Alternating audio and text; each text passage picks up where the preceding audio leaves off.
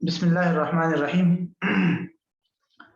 املا و ترقیم کی آج ہماری کلاس نمبر 4 ہے، اور گزشتہ کلاس میں ہم نے جو موضوع یا جو بحث شروع کی تھی وہ آپ کے سامنے ہے کہ کتابت الحمزہ و صورہا، حمزہ لکھنا اور اس کی صورتیں، یعنی حمزہ کو کیسے لکھا جائے گا، اس کی شکل و صورت کیسی ہونی چاہیے۔ اس سلسلے میں نے آپ کو بتایا تھا کہ حمزہ قطعی جو ہوتا ہے وہ کسی بھی لفظ میں 3 مقامات پر آ سکتا ہے۔ نمبر 1، الحمزہ فی ابتداء الکلمہ، کسی بھی کلمہ یا لفظ کے بالکل شروع میں اگر حمزہ قطعی آ جائے تو اس کو کیسے لکھیں گے۔ یہ ہم نے مکمل ہی اصول 2-3 اصول ہے اس کے ضمن میں، یہ ہم نے پچھلی کلاس کے اندر پڑھ لیے تھے۔ نمبر 2، الحمزہ فی وسط الکلمہ، ٹھیک ہے، یہ ہے کہ حمزہ جب کلمے کے درمیان میں آ جائے حمزہ قطعی تو اس کو کیسے لکھا جائے گا۔ اس کو کہتے ہیں الحمزہ المتوسطہ، ٹھیک ہے۔ تو دوسری بحث یہ ہے، اور تیسری بحث یہ ہے کہ الحمزہ فی آخر الکلمہ، کہ کسی بھی کلمے کے بالکل لاسٹ میں اور آخر میں اگر حمزہ قطعی آ جائے تو اس کو کیسے لکھیں گے۔ اس کو کہتے ہیں الحمزہ المتطرفہ۔ یہ دیکھیے، الحمزہ المتطرفہ، ایک طرف پر واقع ہونے والا حمزہ۔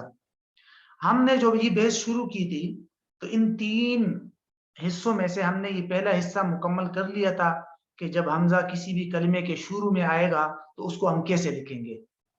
پھر جب ہم نے یہ والی بحث شروع کی کہ حمزہ اگر درمیانی کلمہ میں آ جائے، کسی بھی کلمہ کے درمیان میں آ جائے، جیسے یہ دیکھیے شأن، بئس اور اس طرح رؤیت، تو اس کو ہم کیسے لکھیں گے۔ یہ اس کے بارے میں نے آپ کو بتایا تھا کہ حمزہ قطعی کسی بھی کلمے کے درمیان میں جب آتا ہے تو اس کی 2 قسمیں ہوتی ہے، ایک ساکنہ اور دوسرا متحرکہ۔ ساکنہ کا مطلب ہوتا ہے ایسا حمزہ جس پر زبر زیر پیش نہیں ہے بلکہ وہ ساکن ہے۔ تو میں نے بتایا تھا کہ ایسے حمزے کا ایک ہی اصول ہے کہ یہ اپنے سے پچھلے والے حرکت کے تابع ہوگا۔ اگر اس سے پہلے والے حرف پر زبر ہے تو اس کو ہم الف کی شکل میں لکھیں گے، جیسے شأن، بأس، اور اگر اس سے پہلے والے حرف پر زیر ہے تو اس کو ہم یا کی شکل میں لکھیں گے، جیسے بئر، بئس، اور اگر اس سے پہلے والے حرف پر پیش ہے تو اس کو ہم واو کی شکل میں لکھیں گے، جیسے رؤیت، مؤمن۔ یہ تھا حمزہ جب کلمے کے درمیان میں ہو اور ساکن ہو۔ اب آتے ہیں ہم حمزہ جب کلمے کے درمیان میں ہو اور متحرک ہو تو اس کو کیسے لکھیں گے۔ متحرک کا مطلب ہوتا ہے کہ ایسا حمزہ جس پر زبر یا زیر یا پیش موجود ہے، وہ ساکن نہیں ہے اور کلمہ کے درمیان میں آئے ہیں، ایسا حمزہ قطعی، تو اس کو ہم کیسے لکھیں گے۔ اس کے لیے یہ 2-3 اصول ہیں۔ حمزہ قطعی جب کسی بھی کلمے کے بالکل درمیان میں آ جائے تو اس کو ہم کیسے لکھیں گے۔ اس کے لیے آپ نے یہ 3 اصول ذہن میں رکھنے ہیں۔ پہلا، جب یہ حمزے پر زبر ہو اور اس سے پہلے بھی زبر ہو، ٹھیک ہے، حمزہ جو درمیان میں آیا ہے اس پر بھی زبر ہے اور اس سے پہلے والے حرف پر بھی زبر ہے، یا اس سے پہلے والے حرف پر ساکن ہے، تو ان دونوں صورتوں میں ہم حمزہ کو الف کی شکل میں لکھیں گے، جیسے سأل۔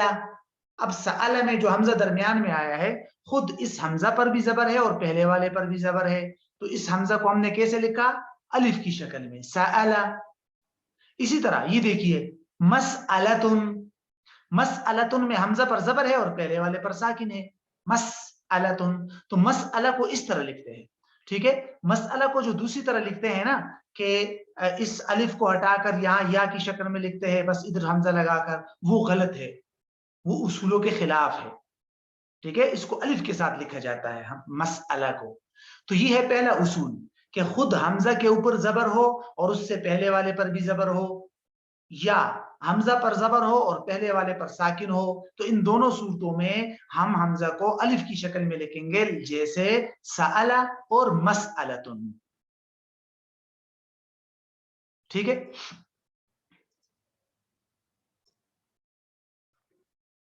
دوسرا اصول یہ ہے کہ حمزہ جو کلمے کے درمیان آیا ہے وہ حمزہ خود اس حمزہ پر زیر موجود ہے یا اس سے پہلے جو ہے وہ زیر موجود ہے. تو ان دونوں صورتوں میں حمزہ کو یا کی شکل میں لکھیں گے. ٹھیک ہے, خود حمزہ پر زیر ہو یا حمزہ سے پہلے والے حرف پر زیر ہو. جیسے مطمئن, یہاں دیکھیے حمزہ پر زیر ہے, اگرچہ حمزہ سے پہلے زیر نہیں ہے لیکن حمزہ پر زیر ہے. تو مطمئن یہاں یا کی شکل میں لکھا, دیکھا الف نہیں ہے یہاں حمزہ کے نیچے. اسی طرح صائم, ٹھیک ہے جی. رئتن, اب رئتن میں آپ دیکھیں گے تو حمزہ کے اوپر تو زبر ہے لیکن حمزہ سے پہلے والے پر زیر موجود ہے. میں نے بتا دیا تھا کہ خود حمزہ پر زیر ہو, اس کی دو مثالیں یہ آ گئی, یا حمزہ سے پہلے والے حرف پر زیر ہو جیسے رئتن اور شاطئتن. رئتن اور شاطئتن دونوں میں حمزہ پر تو زبر ہے لیکن حمزہ سے پہلے والے حرف پر زیر ہے, تو اس لیے اس کو بھی یا کی شکل میں لکھیں گے. جبکہ پیچھے یہ تھا کہ حمزہ پر زبر ہو اور پہلے والے پر بھی زبر ہو جیسے سألا. تو یہ فرق سمجھ آ گیا. دو اصول ہو گئے. تیسرا اصول, ان دو صورتوں کے علاوہ, یہ جو پہلی دو صورتیں ہیں ان دو صورتوں کے علاوہ تمام صورتوں میں حمزہ کو واو کی شکل میں لکھیں گے. تمام صورتیں کیا آ سکتی ہے, دیکھیے مثال کے طور پر حمزہ پر پیش ہے, ٹھیک ہے, جیسے یؤمو, یا حمزہ پر تو پیش نہیں ہے لیکن حمزہ سے پہلے والے حرف پر پیش ہے جیسے مؤرخ. یہ دیکھیے حمزہ پر تو پیش نہیں ہے لیکن حمزہ سے پہلے والے پر پیش ہے. یا نمبر 3, حمزہ پر بھی پیش ہے اور پہلے والے پر بھی پیش ہے, دونوں پر, جیسے مؤمن. تو ان تمام صورتوں میں حمزہ کو واو کی شکل میں لکھیں گے. واو کی شکل میں لکھنے کا مطلب یہ ہے کہ واو ڈال کر اس کے اوپر حمزہ لکھیں گے. ٹھیک ہے, تو یہ 3 بنیادی اصول ہے اس حمزہ کے لیے جو کلمے کے درمیان میں آ جائے اور اس پر زبر زیر یا پیش موجود ہو, یعنی کہ حمزہ متحرکہ. ٹھیک ہے. اچھا, اس کو علماء, ان تمام تینوں صورتوں کو علماء ایک قاعدہ اور قانون کے تحت یوں جمع کرتے ہیں. یہ جو قاعدہ ہے یہاں سے شروع ہو رہا ہے کہ ان الکسر اثقل الحرکات واقواها. اس قاعدے کا خلاصہ یہ ہے کہ کسرہ جو ہوتا ہے نا, زیر, وہ زیادہ ثقیل اور قوی ہوتا ہے. لہذا جب بھی وہ حمزہ پر آئے گا یا حمزہ سے پہلے آئے گا تو حمزہ کو یا کی شکل میں لکھیں گے. پھر قوت میں دوسرے نمبر پر ضمہ ہے, تو یہی وجہ ہے کہ حمزہ پر ضمہ آئے گا یا حمزہ سے پہلے ضمہ آئے گا, تو یعنی حمزہ پر پیش آئے گا یا حمزہ سے پہلے پیش آئے گا, تو ایسی دونوں صورتوں میں حمزہ کو واو کی شکل میں لکھیں گے. اور ان دو صورتوں کے علاوہ, یعنی اگر حمزہ پر زبر ہے اور پچھلے والے پر بھی زبر ہے, یا حمزہ پر زبر ہے اور پچھلے والے پر سکون ہے, تو ان دونوں صورتوں میں پھر کیا لکھیں گے, حمزہ کو الف کی شکل میں لکھیں گے. بہرحال یہ بات ہو گئی. اب یہ جو آخری نقطہ ہے یہ ہے حمزہ متوسطہ کے بارے میں ایک آخری نقطہ, پھر ہم تیسری بحث کی طرف جائیں گے. اس کا خلاصہ یہ ہے, ذرا سمجھیے اس کو. 3 باتیں ہیں, 3. پہلی بات کہ ایک حمزہ ہے وہ کلمے کے درمیان میں آیا ہے, ٹھیک ہے, اور اس پر زبر موجود ہے. پہلی بات ہو گئی کہ وہ حمزہ جو کلمے کے درمیان میں آیا ہے اور اس پر زبر موجود ہے. نمبر 2, اس حمزہ سے پہلے الف موجود ہے. نمبر 3, اور اس حمزہ کے بعد کوئی ضمیر موجود ہے. ضمیر جانتے ہیں نا, ہوا, ہما, ہم وغیرہ وغیرہ, کا, کما, کم, کی, کما, کننا, جو ضمیریں ہیں وہ کوئی ضمیر آئی ہے. تو جب یہ 3 باتیں جمع ہو جائیں گی تو ایسے حمزہ کو بالکل الگ لکھا جاتا ہے. کیسے لکھا جاتا ہے؟ بالکل اکیلے, نہ الف کی شکل میں, نہ واو کی شکل میں, نہ یا کی شکل میں, بلکہ اس کو کہتا ہے حمزہ مفردہ, بالکل اکیلے. مثال کے طور پر جیسے یہ دیکھیے, ان رجاءک. اب رجاءک میں ذرا دیکھیے آپ, رجاءک میں حمزہ درمیان میں آیا ہے, جی ٹھیک ہے, حمزہ پر زبر بھی موجود ہے, حمزہ سے پہلے الف بھی ہے اور حمزہ کے بعد ضمیر ہے رجاءک, تو ہم نے حمزہ کو بالکل اکیلے لکھ دیا.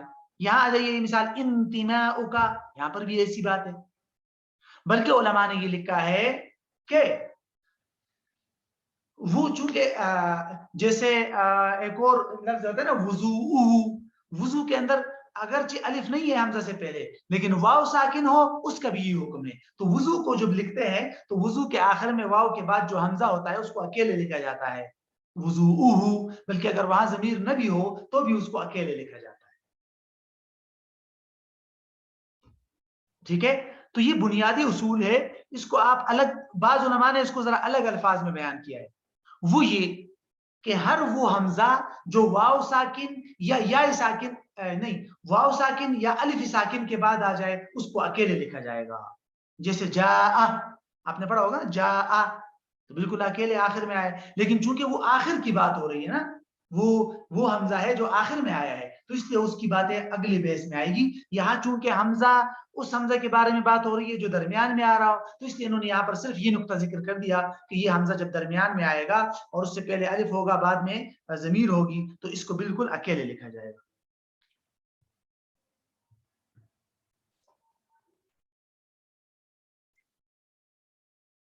اب ہم آتے ہیں ہم آخری بحث کی طرف جو ہم نے پڑھا تھا کتابت الحمزہ، وہ سور وہا میں جو تیسری بحث تھی وہ یہ تھی کہ کلمہ کے بالکل آخر میں اگر حمزہ قطعی آ جائے تو اس کا کیا حکم ہے.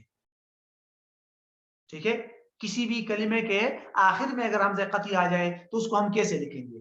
اس کی بنیادی طور پر 3 صورتیں ہیں. بنیادی طور پر اس کی کتنی صورتیں ہیں؟ 3. یہ دیکھیے، اولاً پہلی صورت، ثانیاً دوسری صورت، اور ثالثاً تیسری صورت. یہ 3 بنیادی صورتیں ہیں. اس کے علاوہ بیچ بیچ میں ایک دو اضافی نکات ہے، وہ تو میں انشاءاللہ پھر الگ سے بتا دوں گا. پہلے آپ یہ 3 اصول ذہن میں رکھ لیجئے. یہ 3 اصول کس کے بارے میں ہے کہ کسی بھی کلمے کے بالکل آخر میں اگر کوئی حمزہ آ جائے اس کو ہم کیسے لکھیں گے. تو اس کا پہلا اصول یہ ہے، پہلا اصول یہ ہے کہ جب کسی کلمے کے بالکل آخر میں حمزہ آئے گا اور اس حمزہ سے پہلے والا حرف ساکن ہوگا تو ہم اس حمزہ کو بالکل اکیلے لکھیں گے. حمزہ مفردہ، یعنی اس حمزہ کے نیچے الف یا یا وغیرہ نہیں لگائیں گے، بالکل الگ لکھیں گے. جیسے جزء، دیکھیے حمزہ بالکل آخر میں آیا ہے اور حمزہ سے پہلے والا حرف ساکن ہے. ٹھیک ہے، تو پہلے والا ساکن ہم نے بالکل حمزہ کو الگ لکھ دیا. شیء، یہ دیکھ لیجئے حمزہ سے پہلے یا ہے تو یا ساکن ہے، ہم نے حمزہ کو بالکل اکیلے لکھ دیا. یہ دیکھیے عبء، دفء، بدء، یہ بدأ نہیں ہے، بدء، سناء، ہدوء، مریء، ان سب کے درمیان ایک بات مشترک ہے، وہ یہ ہے کہ حمزہ آخر میں آیا ہے اور حمزہ سے پہلے والے حرف ساکن ہے، تو ہم نے حمزہ کو بالکل اکیلے لکھ دیا ان تمام صورتوں میں. یہ جو یا ہے نا، یا بعض لوگ یا کے اوپر حمزہ لکھتے ہیں، وہ بھی غلط ہے. یا کے بعد حمزہ لکھنا ہے. ٹھیک ہے، شیء میں. ہاں، اگر شیئن ہو یعنی آخر میں حمزہ آ گیا اور اس حمزہ پر تنوین ہے، ڈبل زبر ہے، تو اس کو پھر آپ الف کی شکل میں لکھ سکتے ہیں، شیئن. ٹھیک ہے، اس کو آپ، میں چیٹ میں یہاں لکھ رہا ہوں، اس کو آپ یوں شکل میں لکھ سکتے ہیں. پھر اگر ڈبل زبر آ جائے حمزہ کے آخر میں، ٹھیک ہے، تو اس کو آپ یوں لکھ سکتے ہیں. دیکھیے گا جیسے کہ میں نے ابھی چیٹ میں لکھا، شین یا اور پھر الف اور اس الف کے اوپر حمزہ، شیئن، تاکہ وہ ڈبل زبر کا اظہار کرے. ورنہ اگر ڈبل زبر نہیں ہے تو پھر ایسے ہی آئے گا جیسے آپ کے سامنے ہے کہ حمزہ کو بالکل اکیلے لکھا جائے گا. تو یہ ہے پہلا اصول. دوسرا اصول، دوسرا بنیادی اصول یہ ہے کہ حمزہ جو بالکل کلمے کے آخر میں آیا ہے اس سے پہلے والے حرف پر ساکن نہیں ہے بلکہ وہ متحرک ہے، یعنی اس پر زبر ہے، زیر ہے یا پیش ہے، ایسا کوئی ہے. تو پھر اس کا آسان اصول یہ ہے کہ ایسا حمزہ ہم لکھیں گے اس اعراب یا اس زبر زیر پیش کے مطابق جو اس حمزہ سے پہلے موجود ہے. کیا ہو جائے گا خلاصہ؟ دوسرے اصول کا خلاصہ یہ ہو جائے گا کہ کلمے کے آخر میں حمزہ آیا ہے اور اس حمزہ سے پہلے والے حرف پر زبر زیر یا پیش موجود ہے، ساکن نہیں ہے، تو ایسی صورت میں ہم یوں دیکھیں گے کہ اگر حمزہ ساکنہ، اگر حمزہ جو بالکل آخر میں حمزہ آیا ہے اگر اس سے پہلے والے حرف پر زبر موجود ہے تو حمزہ کو الف کی شکل میں لکھیں گے. اگر اس سے پہلے والے حرف پر پیش موجود ہے تو حمزہ کو واو کی شکل میں لکھیں گے. اور اگر اس حمزہ سے پہلے والے حرف پر زیر موجود ہے تو اس کو ہم یا کی شکل میں لکھیں. خلاصہ یہ ہے.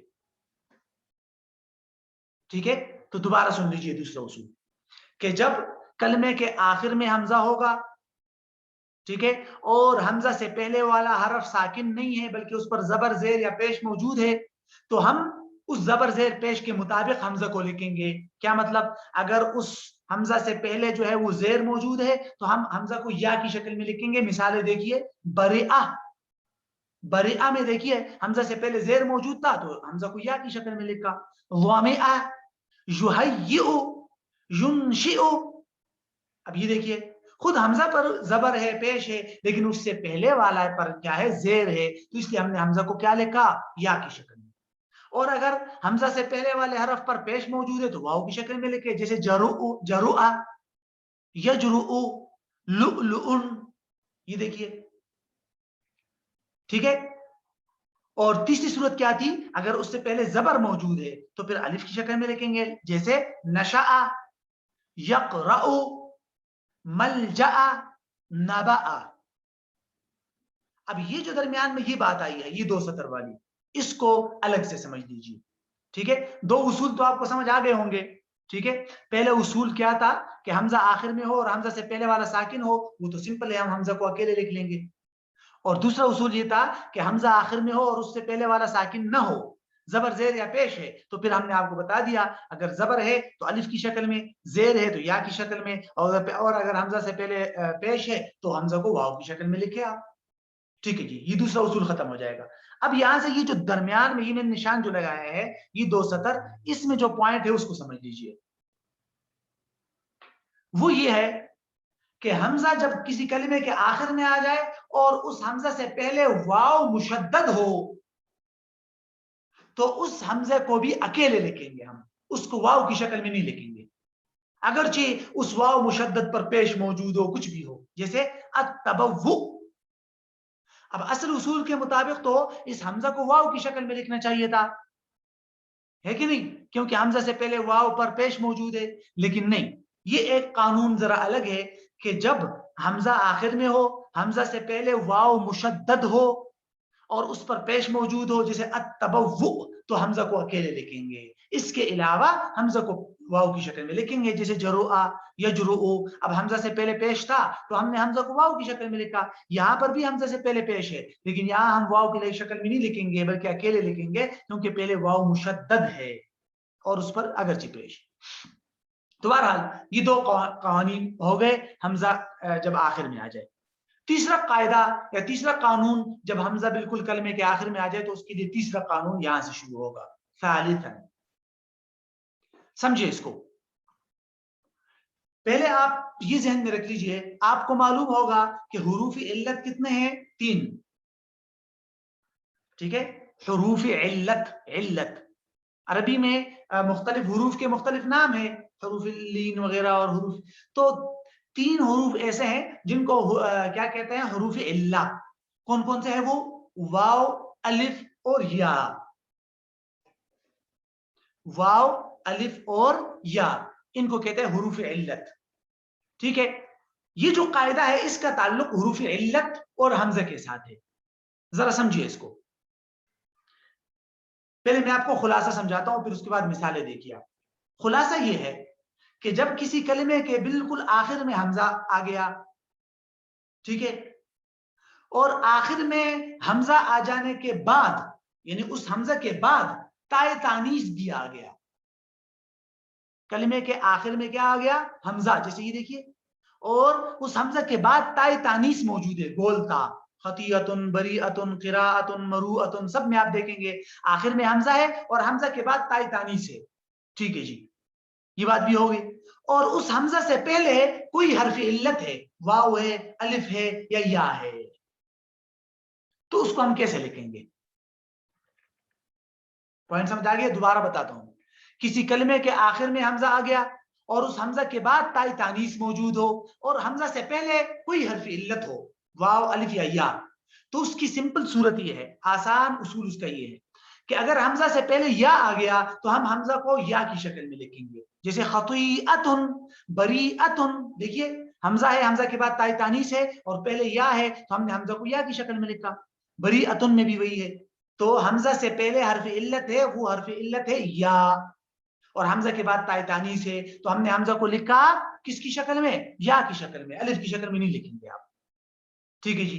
دوسری بات، اگر جو حمزہ لاسٹ میں آیا ہے اور اس کے بعد تا ہے، اس حمزہ سے پہلے حرف علت میں سے یا نہ آئے بلکہ واو اور الف آ جائے تو پھر اس حمزہ کو بالکل اکیلے لکھیں گے، کسی اور شکل میں نہیں لکھیں گے، آپ اکیلے لکھیں گے. جیسے یہ دیکھیے قراءۃ مروءۃ، مجھے بتائیے حمزہ ہے آخر میں، حمزہ کے بعد تائے تانیث، مروءۃ میں بھی حمزہ ہے اور آخر میں تائے تانیث. اچھا جی، حمزہ سے پہلے کیا ہے؟ قراءۃ میں حمزہ سے پہلے الف حرف علت ہے اور مروءۃ میں حمزہ سے پہلے واو حرف علت ہے.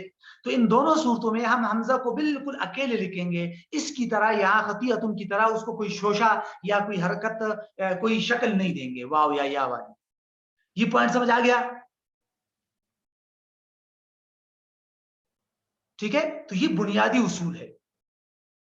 اچھا، اب اگلا جو آخر میں پوائنٹ آ رہے ہیں نا، یہاں مزید تفصیل میں جانے کی ضرورت نہیں ہے، بس یہ تیسرا قاعدہ آپ دوبارہ سمجھے، میں ایک لفظ میں بتاتا ہوں کہ جب کلمے کے آخر میں حمزہ آ گیا اور حمزہ کے بعد تائے تانیث آ گیا تو اس حمزہ سے پہلے والے کو دیکھیں گے کہ کیا ہے. اگر حمزہ سے پہلے یا ہے تو حمزہ کو یا کی شکل میں لکھیں گے جیسے خطیۃ، اور اگر حمزہ سے پہلے الف یا واو ہے تو اس کو پھر اکیلے لکھیں گے جیسے قراءۃ اور مروءۃ. اگر جو لوگ قراءۃ کو الف کے ساتھ لکھتے ہیں وہ غلط ہے. ٹھیک ہے، یہ بالکل اکیلے حمزہ آئے گا. یہ پوائنٹ سمجھ آ گیا؟ اب اگلی بحث شروع کرنے سے پہلے آپ نے یہ 6 حروف ذہن میں رکھنے ہیں. یہ دیکھیے زر ذا ودن 6 حروف ہے، اس کا یہ بعد میں کام آئیں گے. ٹھیک ہے، ابھی جو سبق ابھی ہم نے پڑھا اس کے ساتھ اس کا تعلق نہیں. را زا ذال الف واو دال، اس کو آپ یوں بھی یاد کر سکتے ہیں، دال دال را زا واو الف، اس طرح آسان ہے. ہاں ٹھیک ہے، دال زال را زا واو الف، یہ 6 حروف کو کہتے ہیں متصلہ، حروف متصلہ نہیں، حروف منفصلہ. یہ ہمیشہ بعد والے حرف کے ساتھ مل کر نہیں آتے، اکیلے آتے ہیں، جدا آتے ہیں. زا را ذال الف واو دال، یہ ایسے 6 حروف ہے کہ جو بعد والے حرف کے ساتھ مل کر نہیں آتے. اب دیکھیے نا ذرا، قاف اور را یہ دونوں مل کر آئے ہیں کہ نہیں؟ قاف اور را مل کر آئے ہیں نا، لیکن را اور الف کو دیکھیے آپ مل کر نہیں آئے. کیوں؟ را ان میں سے ہے نا، یہ نہیں ملتا ہے کہ نہیں. اسی طرح واو میم اور را تو چلو مکس ہے، لیکن را اور واو یا واو اور حمزہ یہ آپس میں ملے ہوئے نہیں ہے نا. کیوں؟ کیونکہ واو اور را یہ دونوں ان حروف میں سے. یہاں آ جائیے، یہ دیکھیے یجمعھا، یہ سارے ملے ہوئے ہیں کہ نہیں، یا جیم میم عین ہا الف، لیکن الف بعد والے کے ساتھ ملے ہوئے نہیں ہے. کیوں؟ اس لیے کہ یہ سارے جو ہے نا یہ ان 6 میں سے نہیں ہے اور الف ان 6 میں سے ہے، تو الف نے ان کو کاٹ دیا. تو ان کو کہتے ہیں حروف منفصلہ، کہ جب بھی یہ آ جاتے ہیں نا تو بعد والے حرف کو اب الگ لکھا جائے گا. یہ دیکھیے نا احرف کو، را نے را اور فا مکس ہے، ملے ہوئے ہیں نہیں ہے. کیوں؟ را ان میں سے ہے، تو ان کو کہتے ہیں حروف منفصلہ. اس کو یاد رکھیے گا، دال ذال را زا واو الف. اب آخر میں آ جائیے، یہ 2 قاعدے ہیں چھوٹے سے، ان کو ذہن میں رکھ لیجئے، بس پھر حمزہ کی بحث ختم ہو جائے گی. اگلی کلاس میں ہماری نئی بحث شروع ہوگی. حمزہ 4 کلاسز ہماری حمزہ کی ہوگی. ٹھیک ہے، اور املا کے اندر سب سے مشکل بحث حمزہ کی ہے، باقی انشاءاللہ اتنی مشکل نہیں. پہلا اصول یہ ذہن میں رکھیے، آپ کو واو مد اس واو کو کہتا ہے جو ساکن ہو. ٹھیک ہے، یہ ایک الگ سی بات ہے، اس کو ذہن میں رکھے، پھر میں آپ کو قاعدہ بتاتا ہوں. واو مدہ اس واو کو کہتے ہیں جو واو ساکن ہو. ٹھیک ہے، اب ذرا قاعدہ سمجھیے. جب حمزہ درمیان کلمہ میں آ جائے، ٹھیک ہے، اور اس حمزہ کے بعد واو مدہ ہو یعنی واو ساکن ہو، ٹھیک ہے، تو اس حمزہ کو کیسے لکھیں گے؟ اس کی بنیادی طور پر 2 صورتیں، 1 اور 2. ٹھیک ہے، اس کی کتنی صورتیں ہیں؟ 2. اگر دوبارہ میں بتاتا ہوں، کلمہ کے درمیان میں حمزہ آیا اور اس حمزہ کے بعد واو ساکن آ گیا. ٹھیک ہے جی، اب اس کی 2 صورتیں ہیں. پہلی صورت تو یہ ہے کہ اس حمزہ سے پہلے والے کو آپ نے دیکھنا ہے. ٹھیک ہے، حمزہ کے بعد تو واو ساکن ہے نا، لیکن حمزہ سے پہلے والے میں غور کرنا ہے. حمزہ سے پہلے اگر وہ ایسا حرف ہے جو ان 6 حروف میں سے نہیں ہے، جیسے یہ ہے نا دال زال را زا، یہ ان میں سے نہیں ہے، ہاں اگر ان میں سے نہیں ہے تو اس کو پھر یا کی شکل میں لکھتے ہیں. ٹھیک ہے یہ دیکھیے کؤوسن حمزہ درمیان میں آیا ہے کہ نہیں اور اس کے بعد واو ساکن آیا ہے کہ نہیں ہے لیکن حمزہ سے پہلے جو کاف ہے وہ ان چی حروف میں سے نہیں ہے تو جب نہیں ہے تو حمزہ کو یا کی شکل میں لکھا دیکھا یا کی شکل میں اس کو کہتے ہیں اس طرح ایک شوشہ دینا انشؤ لا یعبؤون شؤون ان سب میں آپ غور کریں گے تو مشترک بات کیا ہے کہ حمزہ ہے درمیان میں حمزہ کے بعد واو ساکن ہے اور حمزہ سے پہلے جو حروف آئے ہیں کاف شین با شین یہ سارے ان میں سے نہیں ہے تو جب ان میں سے نہیں ہے تو ہم اس کو لکھیں گے یا کی شکل میں اور اگر حمزہ کے بعد واو ساکن ہے اور حمزہ سے پہلے ان حروف میں سے کوئی حرف آ گیا زال را زا وغیرہ ان میں سے تو اس صورت میں حمزہ کو اکیلے لکھنا ہے آپ بالکل اکیلے یہ دیکھیے رؤوسن بعض لوگ اس کو کیا کرتے ہیں اس حمزے کے نیچے بھی واو لگاتے ہیں وہ ٹھیک نہیں ہے اصولاً تو رؤوسن کو اس طرح لکھنا ہے اب حمزہ سے پہلے حمزہ کے بعد واو ساکن ہے لیکن حمزہ سے پہلے را ہے جو ان حروف میں سے جو 6 حروف میں نے آپ کو بتائے تھے اس لیے ہم نے حمزہ کو اکیلے لکھ دیا دؤوب میں بھی اکیلے لکھ دیا قرؤ میں بھی اکیلے لکھ دیا دیکھا کہ نہیں بعض لوگ اس حمزہ کے نیچے الف لگاتے ہیں وہ بھی ٹھیک نہیں تو اس کو اکیلے لکھنا ہے تو یہ پہلا قاعدہ امید ہے آپ کو سمجھ آ گیا ہوگا ٹھیک ہے کہ حمزہ درمیان میں آ جائے حمزہ کے بعد واو ساکن ہو تو پہلے والے کو دیکھنا ہے اگر وہ پہلے والا ان چھ میں سے نہیں ہے تو پھر اس کو یا کی شکل میں لکھو اور اگر ان 6 حروف میں سے ہے تو پھر اکیلے لکھو خلاصہ اچھا دوسرا اصول آخری اصول ہے حمزہ کے بارے میں یہاں تو انہوں نے مکس اپ کیا ہوا ہے لیکن آسان الفاظ میں آپ کو اس کا بتا دیتا ہوں دیکھیے کبھی کبھی ایسا ہوگا کہ حمزہ قطعی کے بعد تسنیہ کا الف آئے گا تسنیہ کا حمزہ قطعی کے بعد کیا آئے گا تسنیہ کا الف آئے گا تسنیہ جانتے ہیں نا ڈوئل جیسے مثال ہے نا مثال کے طور پر ایک لفظ ہے جس جو فعل ماضی ہے نا فعل ماضی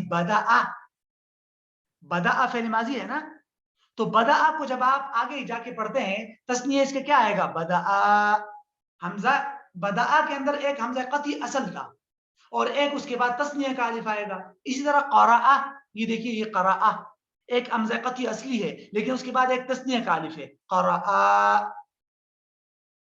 ٹھیک ہے دو الف آ گئے تو اس کے لیے آسان اصول یہ ہے کہ جب ایک حمزہ اصلی ہو اور دوسرا حمزہ تسنیہ والا الف ہو تو ایسی صورت میں علماء دو قسم کی اجازت دیتے ہیں نمبر ایک کہ آپ حمزہ قطعی کے نیچے بھی الف لگا دیں اور اس کے بعد ایک اور الف لگا دیں جیسے یہ دیکھیے بدأ نظر آ رہا ہے حمزہ قطعی کے نیچے بھی الف ہے اور اس کے بعد تسنیہ کا الف یہ دیکھیے یہ اسی طرح یہ دیکھیے یہاں قرأ ایک حمزہ قطعی کے نیچے بھی الف لگا دیا اس کے بعد تسنیہ کا الف یہاں آ جائیے یلجآنی ٹھیک ہے تو اس کی بھی اجازت دیتے ہیں اور دوسری صورت اس کی بھی اجازت دیتے ہیں کہ حمزہ قطعی کے نیچے الف نہ لگائے صرف تسنیہ کا الف آپ رہنے دیں جیسے بدأ یہ دیکھیے یہ یہاں آ جائیے قرأ یبدأنی یہ دیکھیے تو ان دونوں صورتوں کی اجازت ہے کہ آپ حمزہ قطعی کے نیچے الف لگا کر دونوں کو الف ساتھ ساتھ لکھے دونوں الف لکھے یا یہ ہے کہ حمزہ تسنیہ والا الف لکھے اور حمزہ قطعی کے نیچے الف نہ لکھے ٹھیک ہے تو یہ ہو جائے گا بنیادی اصول خلاصہ تو یہ ہمارے حمزہ کی بحثیں ہیں تقریباً حمزہ قطعی حمزہ وصلی وغیرہ کی تفصیلات ہماری ختم ہو گئی تو انشاءاللہ اگلی کلاسز سے ہم دوسری بحث شروع کریں گے تا کی بحث کہ گول تا اور لمبی تا ان کے کیا اصول ہے تائے مربوطہ تائے طویلہ اور دیگر جو اصول ہے انشاءاللہ وہ آگے آئیں گے یہ ذرا مشکل تھا اس لیے میں نے یہ کم پڑھایا آگے انشاءاللہ تھوڑا زیادہ پھر آگے اس کو چلائیں گے انشاءاللہ